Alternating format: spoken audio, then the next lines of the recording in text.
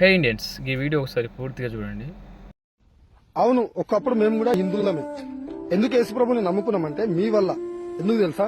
మా తాతలని, మా ముత్తాతలని, మా అమ్మమ్మని, మా నాయనమ్మని మీరు గుడికి రానియలేరంట. ఒకప్పుడు ఎవరు పంతుళ్ళు వీళ్ళంతా పెద్ద పెద్ద కులాలు కలిసి మా ఎస్సీ వాళ్ళని, మా ఆదిగోళ్ళని, మా చిన్న జాతోళ్ళని గుడికి రానియలేరంట. ఒకప్పుడు మతం వచ్చేసి అమ్మా మా దాంట్లో మా యేసు ప్రభు కులాలని మతాలను చూడడమ్మా అని అందరిని రమ్మంటాడు.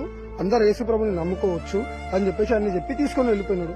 దేవుడు అరే మతం మారిస్తే మార్చినావు గానీ పిచ్చిపోకం లెక్క ఎందుకురా మత ప్రచారం చేస్తున్నారు మీరు?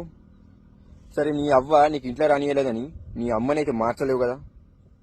ఇప్పుడు నీ అవ్వ గొడవ అవుతుంది, ఇంట్లోకి రానియది. అప్పుడు గొడవ పడి అని లోపలికి వెళ్తావు. ఎట్లన్నా గొడవ పడి మీ అమ్మతో ఇంట్లోకి వెళ్తావు.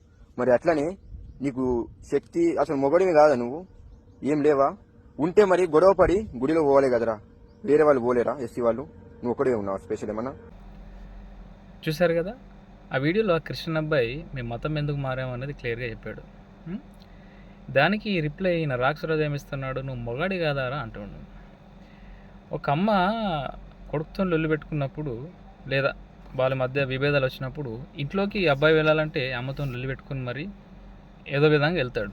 ఓకే, నువ్వు అన్న లాజిక్ ఓకే. కానీ అమ్మ మతం ఒకటేనారా పిచ్చోడా? అమ్మకు 10 మంది పుట్టినా ఒకేలాగా చూస్తుంది అందరినీ. కానీ మీ మతం అలాగా చూడలేదు. తక్కువ కులాలు ఇప్పుడు ఎస్సీ ఎస్టీ బీసీ వాళ్ళని ఒక రకంగా చూస్తుంది, తర్వాత పైన ఉన్న కాస్ట్లను ఒక రకంగా చూస్తుంది. అలాంటి మతం మాకెందుకే? ఏంటి గొడవ పడి గుడిలోకి వెళ్ళాలా? గొడవ పడి గుడిలోకి వెళ్ళే పరిస్థితిలో ఉన్న మతం మాకెందుకు చెప్పు? మేము ఒకటి, అందరం సమానమే, మనం అందరం మనుషులమే, ఆవులం కాదు కుర్రెలం కాదు అనే మతంలోకి వెళ్తాం. నీకు దమ్ముంటే నువ్వు మొగాడివైతే ఇప్పుడున్న పరిస్థితుల్లో మాల, మాదిగ, చాకలి, మంగలి, రెడ్డి, కాపు, కమ్మ అనే తేడా లేకుండా ఒకరింటికి ఒకరినిచ్చి మ్యారేజ్ చేసి, అర్థమవుతుందా? మ్యారేజ్ చేసి కుల వ్యవస్థను కూలగొట్టండి. హిందూ మతం బతకపోతే దానికి నేను షూరిటీ. అప్పుడు అందరూ జై భీమ్ గారు, జై శ్రీరామ్ అంటారు.